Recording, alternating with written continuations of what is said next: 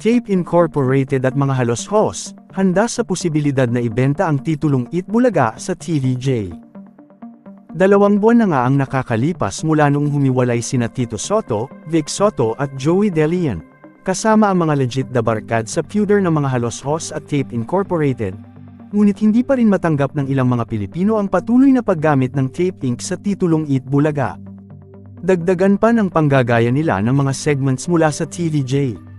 Kaya naman patuloy ang natatamong mga pambabatikos ng revamped Eat Bulaga show ng mga halos host sa netizens. Dahil nga sa hindi pagtangkilik ng karamihan sa kanilang show, ay bumagsak na ang kinikita nito ngayon, kumpara sa panahon na kasalukuyan pang TVJ at mga legit na barkads ang nagpapatakbo ng programa.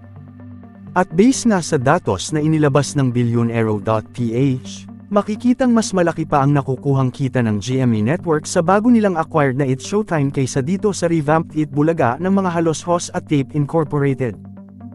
At dahil nga sa mga hindi magandang pangyayaring ito, tila yata nagbago na ang pananaw ng mga halos host tungkol sa titulong Eat Bulaga na kanilang ginagamit.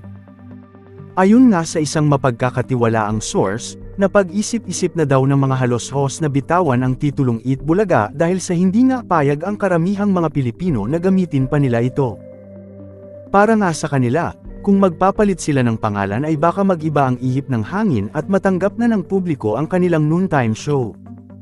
Dagdag pa nga ng mapagkakatiwalaang source, handa raw ang mga halos host na ibenta ang pangalang Eat Bulaga sa dati nitong may-ari na TVJ, na kasalukyang inilalaban sa korte na mabawi ang titulo na 44 years nilang ginagamit.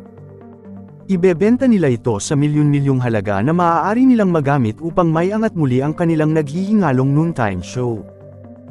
Ngunit malamang sa malamang ay hindi papayag at hindi ito gagawin ng TVJ na bilhin ang pangalan na Eat Bulaga na talaga naman sa kanila. Mas gugustuhin na lang ng TVJ na hintayin ang magiging resulta ng kasong isinampa nila sa Tape Incorporated at mga halos host.